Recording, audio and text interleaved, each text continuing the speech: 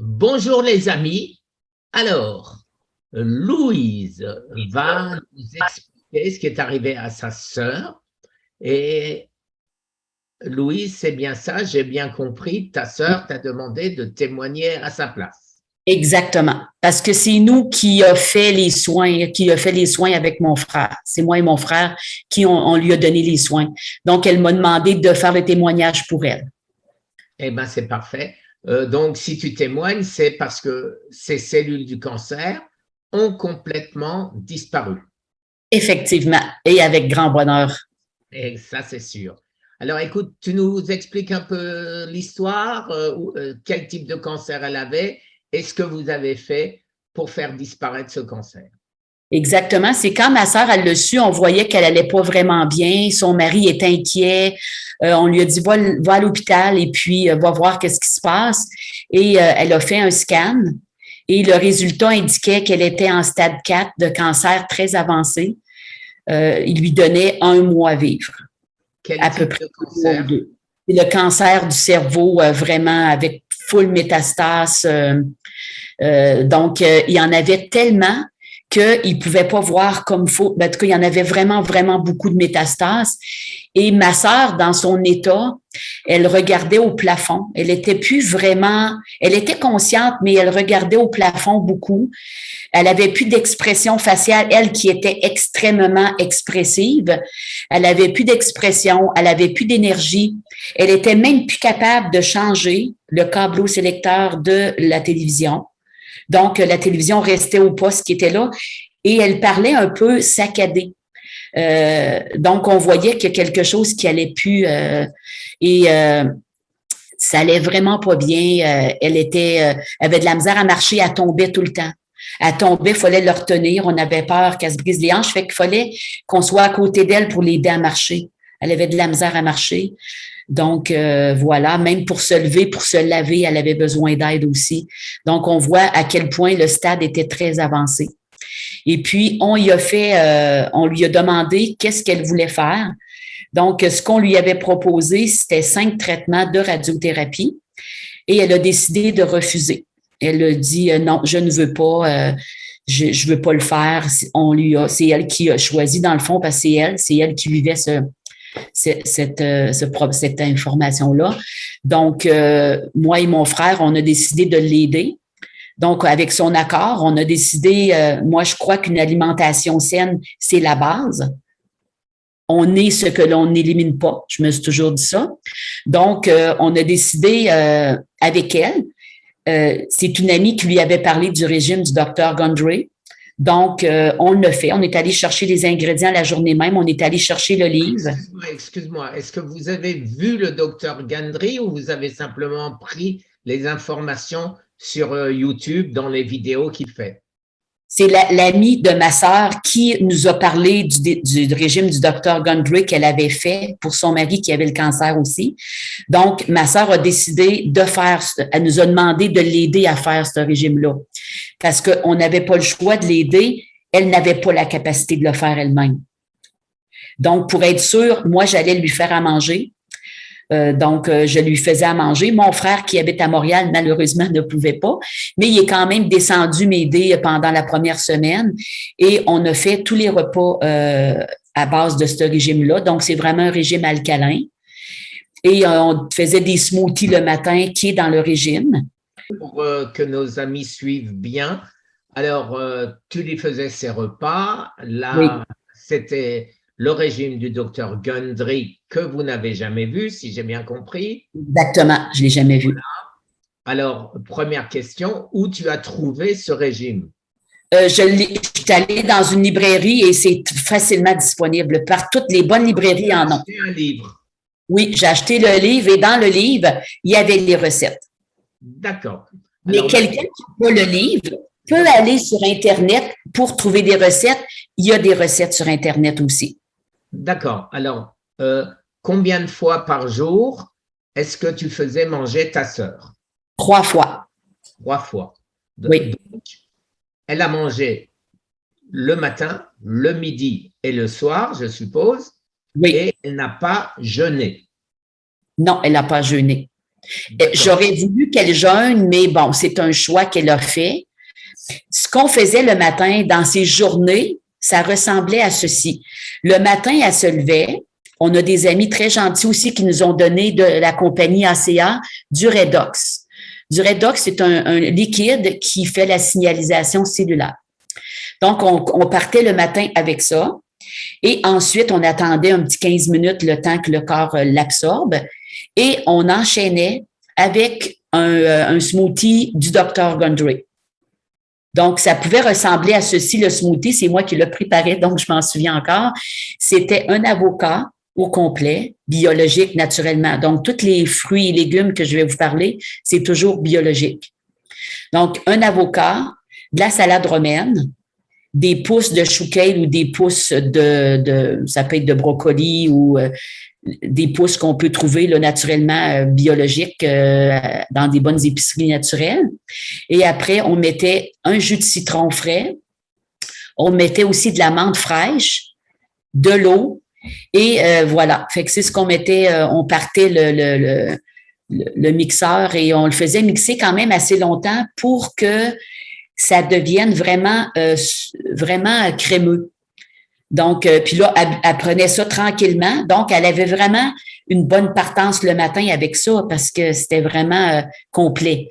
Fait qu'on lui donnait ça. Puis des fois, elle n'avait pas faim pour déjeuner. C'était son smoothie qu'elle prenait. On lui faisait des œufs à la coque oméga. C'est ce qu'il conseillait dans le livre du Dr. Gundry. Et dans ses repas, le midi, c'était souvent des salades, toujours à base de jus de citron frais, naturellement biologique, avec de l'huile d'avocat. Et puis, on pouvait, c'est sûr que c'était pas de viande naturellement, parce que la viande, il faut l'éliminer en général, apporte, de l'éliminer complètement de notre alimentation pour un certain temps, parce que c'est trop acide pour le corps. Donc, si le corps veut se réparer, c'est ce qu'il disait dans le livre, de ne pas manger de la viande, surtout de la viande rouge. Eux, ce qu'ils conseillaient, c'est de temps en temps manger, exemple, de la dinde ou du poulet biologique. Et des fois, j'en mettais un petit peu dans sa salade. Pas nécessaire de n'avoir beaucoup. Hein, les gens ils ont besoin de croire qu'ils ont besoin de toujours beaucoup de protéines. On lui en mettait un petit peu. Je mettais encore des belles tranches d'avocat fraîches. Je mettais les légumes qu'elle avait le droit, qui sont inscrits dans le livre. Et des fois, je faisais des soupes. Des soupes avec, exemple, on peut prendre, il y a des fruits et légumes qui sont pas conseillés dans le livre, fait qu'on peut faire des soupes à base des légumes qui étaient inscrits. Donc, je lui faisais des soupes et je prenais des bouillons d'oignons ou des bouillons de légumes pour faire la base de la soupe.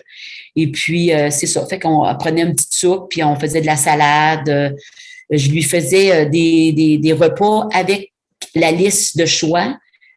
Et heureusement, je fais beaucoup à manger. Donc, c'est ma passion dans la vie. Fait que je trouvais des alternatives à ce qu'on était habitué de manger, mais je les changeais. Exemple, au lieu de prendre des pâtes, ben, je prenais des zucchini, on faisait des genres de spaghettis avec des zucchini. Des courgettes, c'est ça, des spaghettis de zucchini qui étaient délicieux. Puis, on faisait ce qu'on avait.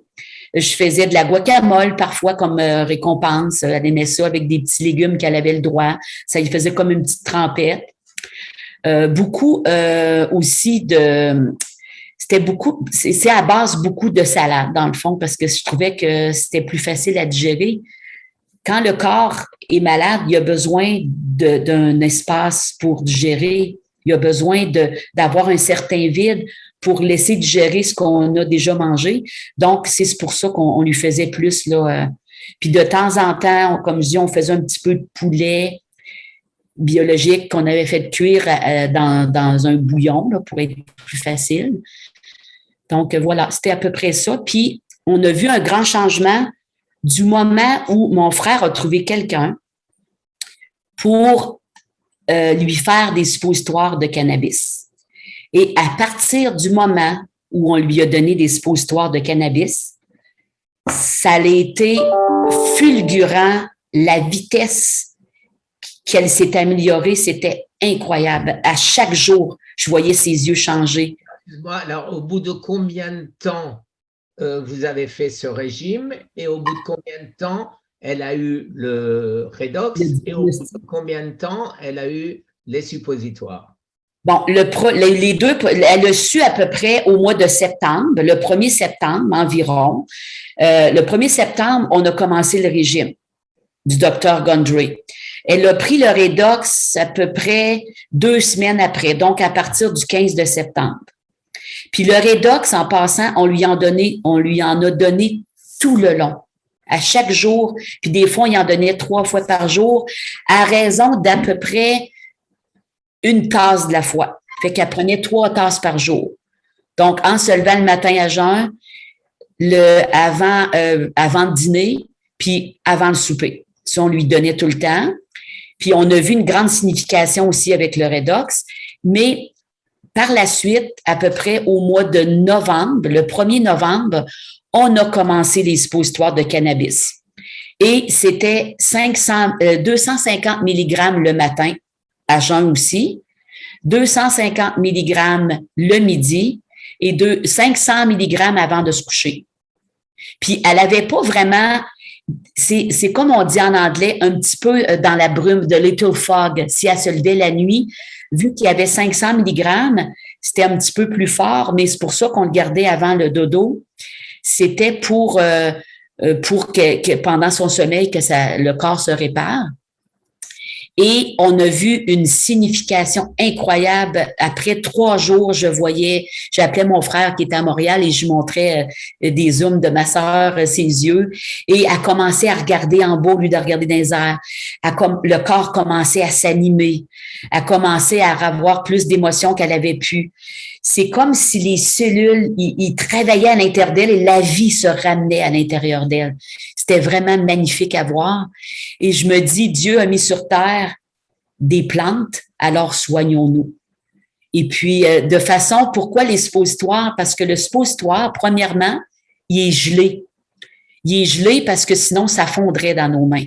Fait que c'est petit, c'est vraiment une petite, comme un petit peu la grosseur d'un suppositoire. Et on le garde dans le congélateur naturellement. Et elle devait en mettre, comme je disais, 3 fois par jour. Et à partir de ce moment-là, tout a changé. C'est comme un ensemble de tout, mais le suppositoire, lui, a comme fait ça l'a accéléré, ça l'a accéléré de beaucoup. Et quand on voyait sa forme à chaque jour changer, c'était incroyable. Et on a demandé de faire un scan. Et c'était exactement la date de ma fête, le 26 de décembre. On a fait le scan. Et quelques jours après, elle a eu le résultat qu'il restait 2 métastases. Et un autre mois après, elle a refait un autre scan et il restait aucune métastase. Donc, ils ont marqué rémission complète. D'accord, donc en très peu de temps. Effectivement. Puis quand elle a fait le scan, on a demandé d'avoir les résultats, puis on a demandé d'avoir, pour être capable d'aller voir quelqu'un d'autre pour être sûr que c'était bien des métastases, que c'était bien un cancer du cerveau. Et on a un ami de la famille qui a regardé avec ses collègues et qui nous a certifié, il était 3, qui nous ont certifié que c'était bel et bien des métastases et c'était bien un cancer du cerveau qu'elle avait. Alors, la première question, tout le monde va me demander, bien sûr, il y a des gens qui nous racontent des histoires. Alors, je sais bien que tu ne l'es pas. Jamais. Est-ce que tu voudrais bien faire une attestation par ton docteur Oui. que tu enverrais un email que je vais te donner à un autre docteur qui s'appelle Jean-Marie Dessin, qui est docteur et qui pourra donc attester que ton histoire est réelle. D'accord, effectivement, je vais le faire. Je vais demander à ma sœur parce que c'est son médecin à elle. Je lui ai parlé, son médecin aussi, mais je vais demander l'autorisation à ma sœur naturellement et l'autorisation au médecin qui, espérons, va pouvoir coopérer, mais je vais vous faire suivre ces informations-là. Il n'y a pas de raison. Alors, l'autre question que j'ai, s'il te plaît, c'est donc tu m'as dit qu'il y a certains légumes ou que tu ne mangeais pas, qu'elle ne mangeait pas, les tomates, les concombres, tous les légumes qui ont des grains. Exactement. Alors, explique-moi ça. Ben, dans la philosophie du docteur Gundry, la lectine, c'est comme les petits grains, c'est comme si la maman du fruit ou la maman du légume protège ses ces petits grains. Et elle envoie comme pas des signaux, mais c'est comme si elle les protège. Donc, il dit qu'il y a de la lectine, ça s'appelle la lectine, ce processus-là de protection, et qu'on ne devrait pas en manger. Bon, c'est une théorie que peut-être qu'on aurait fait un régime alcalin normal, puis ça aurait fait la même chose, parce qu'un régime alcalin, c'est toujours à base de certains fruits et de légumes, puis ceux qui sont trop sucrés, on les enlève, parce que le sucre nourrit le cancer, ça a été prouvé. Donc, exemple, la betterave, on peut pas les carottes, parce que c'est trop sucré, pas parce que c'est pas bon pour nous, mais quand on fait une cure pour nettoyer, pour que le corps reprenne vitalité, il faut enlever ce qui doit être enlevé dès le début. C'est pas pour toujours, c'est juste pour un laps de temps, pour aider le corps à se refaire plus rapidement. Tout à fait. Eh bien, écoute, je te remercie. Dernière question, où est-ce que tu as trouvé les suppositoires? C'est quelqu'un qu'on a affaire avec lui et je vais, comment je pourrais dire, je peux pas vraiment. Voilà, si je comprends bien, c'est pas en vente libre au Canada. Exactement, non. Parce que ce qui est en vente libre, il n'y en a pas de suppositoire. Fait qu'on a demandé à quelqu'un qui a vraiment son permis pour faire le cannabis parce que c'est légal au Canada. Et lui, son fils avait eu le cancer du cerveau. Et il a décidé d'en fabriquer pour son fils parce qu'il se disait que ça passe pas par l'estomac pour être désagrégé par les sucs gastriques. Ça va directement dans le sang et ça va. Puis ce que ça fait, le suppositoire de cannabis, en fin de compte, le cannabis lui-même, c'est que ça va directement au cerveau. Et c'est les cabénoïdes, en tout cas, excusez-moi, j'ai de la misère à le prononcer, qui vont faire la signalisation cellulaire aussi. Et ce que ça fait, la signalisation cellulaire, ça va directement au cerveau et ça dit aux cellules, toi, tu n'es plus bonne, fais l'apoptose de ta cellule et ça dit à l'autre cellule, toi, tu es bonne, duplique-toi. Et c'est ça qu'on appelle la signalisation cellulaire. Donc, c'est ce qui a fait le travail en général. Et directement, en allant directement au cerveau faire son travail en premier, ben quand les gens ont le cancer du cerveau, ça l'aide effectivement. Et j'aimerais mentionner que je suis pas médecin, je suis pas docteur, tu sais, comme on dit, je ne suis pas non plus. C'est juste que avec l'accord de ma sœur, c'est ce qu'on lui a donné, c'est son histoire. Voilà. C'est l'histoire de ce qu'on a fait. Magnifique histoire, donc je vais publier avec ton accord et l'accord de ta sœur. Les amis, une fois de plus, il n'y a pas qu'une manière de se guérir. C'est ce qu'on dit tout le temps, le corps, on est tous différents et on peut guérir du cancer de manière différente, bien évidemment. Exactement. Mais ce qu'on sait, et tu seras d'accord avec moi, Louise, c'est que l'alimentation est primordiale. Est primordiale et aussi les émotions.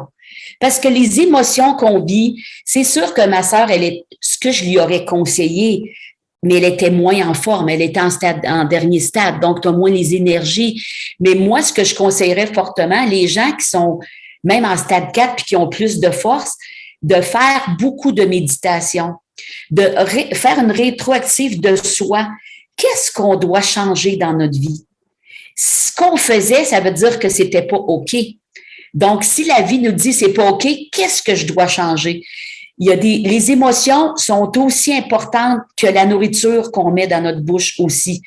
Si on vit du stress, si on vit de l'inquiétude, si on vit de la peur, ça fait automatiquement vivre le corps beaucoup d'émotions négatives. Et un corps qui a des émotions négatives, ça n'emmène pas de l'énergie. Donc, cette énergie-là, elle est négative pour le corps.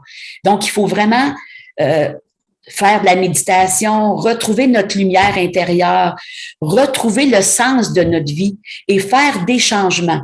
Donc, si c'est le travail, si c'est le climat familial qui va pas, faut pas tout laisser tomber, il faut juste trouver qu'est-ce qui ne va pas, de discuter et d'aller chercher des choses, chercher des bouquins, écouter un film qui nous fait du bien, qui nous rassure, qui nous fait du bien, lire des bons livres, aller au restaurant avec des amis, regarder des bonnes vidéos comme la tienne, faire des choses qui nous font un grand plaisir au cœur et au corps.